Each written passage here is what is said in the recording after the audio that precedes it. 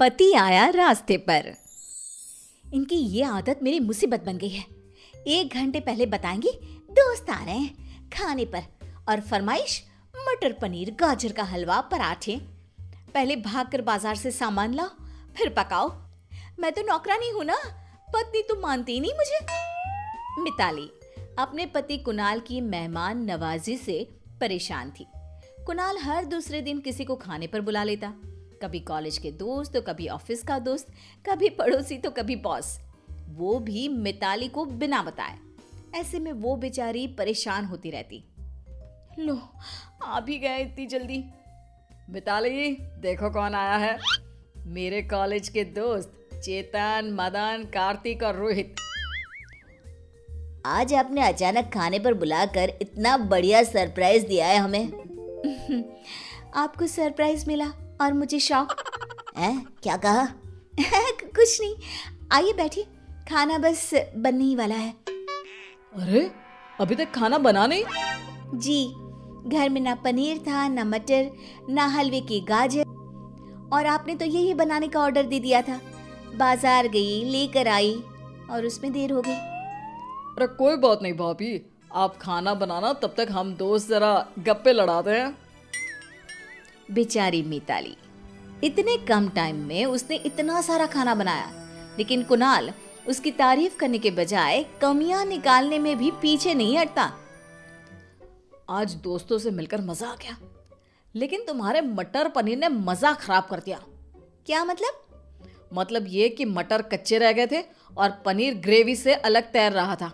अरे कैसा खाना बनाया है तुमने?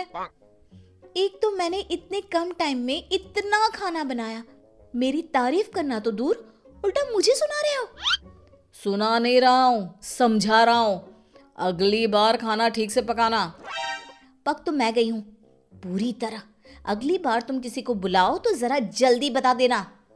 अरे जब प्लान ही अचानक बना तो पहले कैसे बताता? और समाज में रहना है तो लोगों से रिश्ते बना कर रखने पड़ते हैं। तुम जरा बाहर निकलो, दुनिया देखो तो समझ में आए ना। मिताली रात में अपने पति कुणाल से परेशान रहती तो सुबह अपनी नौकरानी कमला से, देखो मैम साहब, पैसे 2 लोगों के देते हो और बर्तन 6 लोगों के धुलवाते हो। या तो मेरे पैसे बढ़ाओ या फिर कोई नई बाई ढूंढ लो। अरे कमला, मेहमान आए थे। मैं 5 घरों का काम करती हूँ, इतने मेहमान सबके मिलकर भी नहीं आते जितने आपके अकेले के यहाँ आते हैं। मैं तो खुद परेशान हूँ कमला, ये समझती ही नहीं है। इतने लोगों का खाना बना बना के मैं खुद थक गई हूँ। अरे तो साहब को मना कर दिया करो ना मेहमान बुलाने से। अरे उनके दोस्तों को घर बुलाने से कैसे मना करूँ? जैसे मैं कर रही हूँ। आज आखिरी बार इतने बर्तन धो रही हूँ, अगली बार खुद धो लेना।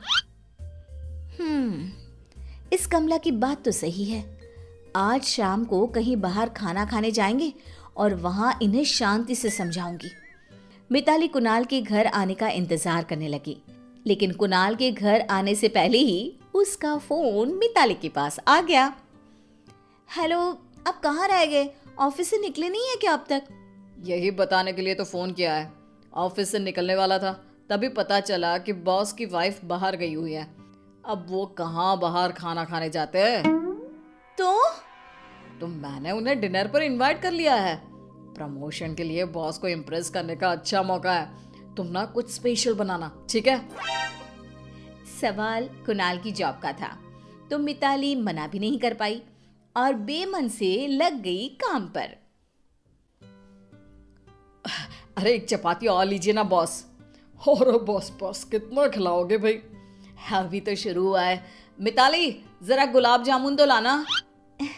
ये लीजिए। मिताली खाना बहुत टेस्टी बना है। कहाँ सर, आज गुलाब जामुन सॉफ्ट नहीं हुए। इतनी जल्दी में बना लिया, वही बड़ी बात है कुणाल। थैंक यू सर, कम से कम आप तो समझे, जरा इन्हें भी समझाइए ना। अरे ठीक है, जाओ बॉस के लिए सब्जी लेकर आओ। कुणाल को मिताली का बीच में बोलना अच्छा नहीं लगा। बॉस के जाते ही उसने मिताली को डांटना शुरू कर दिया। मिताली, क्या जरूरत थी बॉस के सामने मेरी बुराई करने की? शुरू तो आप ही ने किया ना, आपको क्या जरूरत थी मेरे गुलाब जामुन की बुराई करने की? अब गुलाब जामुन कड़क थे तो थे, गलत क्या कहा मैंने? तो मैंने क्या गलत कहा? आप कहाँ समझते हो? बस कभी भी उठा के बोल देते हो कि खाना बनाओ, मेहमान आ रहे हैं। ये होटल नहीं घर है और मैं तुम्हारी नौकरानी नहीं, बीवी हूँ। बीवी हो इसलिए तुम्हें समझना चाहिए, ये सब करना जरूरी होता है। लेकिन तुम कहाँ से समझोगी? कभी नौकरी की होती या बाहर निकली होती, लोगों में उठी बैठी होती तो समझ में आता ना। तुम्हें तो बस घर में रहना है, आराम करना है। हाँ, घर में रहना है, इसीलिए घर की चिंता है। तुमने कभी सोचा है, रोज रोज ये महंगे पकवान बनाने में मेरी सारी बचत खत्म हो जाती है। और कभी मेरे साथ थोड़ा वक्त बिताओ, वो तो होता नहीं तुमसे। हमारी बचत के साथ हमारी शादीशुदा जिंदगी भी खराब हो रही है। ओह, तुमसे तो बात करना ही बेकार है। अब पानी सर के ऊपर जा चुका था। अगली सुबह मिताली ने सोच लिया था कि वो शाम की ट्रेन से मायके चली जाएगी। ये क्या मेम साहब, फिर इतने बर्तन? मैंने कहा था ना अब मैं ये सब नहीं करूंगी। अरे तो मत करना, मुझे कुछ नहीं पड़ी, मैं भी ये घर छोड़ के जा रही हूँ। अरे अरे, ऐसा क्यों कह रही हो मेम साहब? मैं तंग आ गई हूँ इनकी रोज रोज की मेहमान नवाजी से। हर तरह से समझा कर देख लिया, समझना तो दूर, उल्टा मुझे सुनाते हैं कि मैं समझती नहीं हूँ, लोगों से मिलती जुलती नहीं हूँ। अब और नहीं सह सकती मैं। अरे मैम साहब, इतनी जल्दी हार मान गई? साहब को सबक सिखाने का तरीका मैं बताती हूँ। अच्छा, ये कैसे होगा? जैसी बीमारी वैसा इलाज। कान यहाँ लाइए। अरे कमला, ये आइडिया काम कर सकता है। मिताली ने कमला का प्लान आजमाने की ठान ली थी। अगले दिन अपनी आदत से मजबूर कुणाल ने फिर शाम को फोन लगाया। हेलो मिताली। अच्छा हुआ आपने कॉल किया, मैं आपको ही फोन लगाने वाली थी। दरअसल आज ना मैं कॉलोनी की मेरी दोस्त के साथ बाहर जा रही हूँ डिनर के लिए। आप अपना खाना देख लीजिएगा। अरे लेकिन मैंने तो अपने ऑफिस के दोस्तों को डिनर पर बुला लिया था। हाँ, लेकिन मैं तो घर से निकल ही रही हूँ। तुमने अचानक कैसे प्लान बना लिया?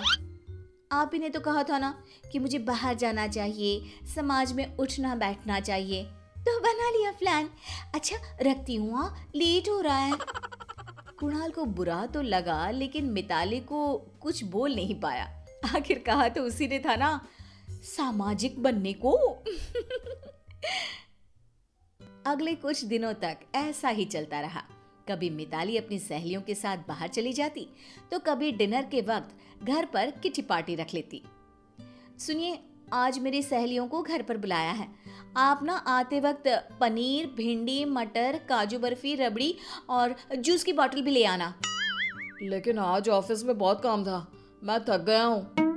अरे लेकिन सबको बुला लिया है ना। अब अगर आप ये सब नहीं लाए तो समाज में हमारी क्या इज्जत रहेगी? सब बातें बनाएंगे कि कुणाल और मिताली को मेहमान नवाजी आती ही नहीं। अरे ठीक है, लाता हूँ। कुणाल अपने ही खोदे खड्डे में गिर गया था। अब वो अपनी बीवी की मेहमान नवाजी से परेशान होने लगा था।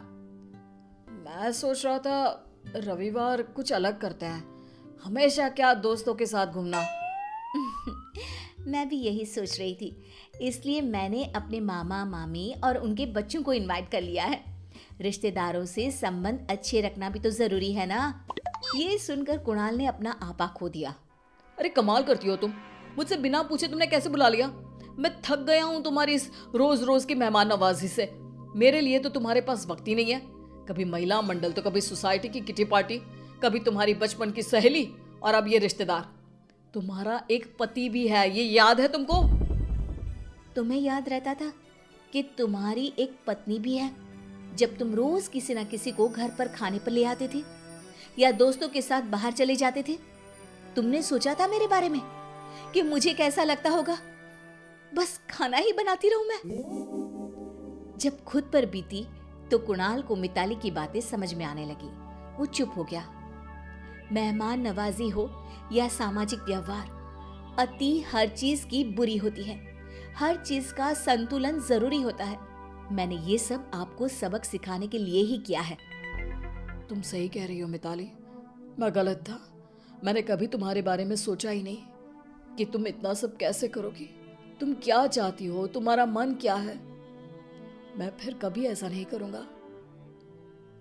मैं किसी को खाने पर बुलाने से मना नहीं कर रही थी, लेकिन बुलाने से पहले मुझे बताओ और थोड़ा वक्त मेरे साथ भी बिताओ।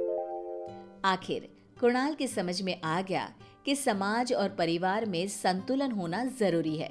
इसके बाद कुणाल और मिताली वक्त वक्त पर आपस में समय भी बिताते और मेहमानों को घर पर भी बुलाते।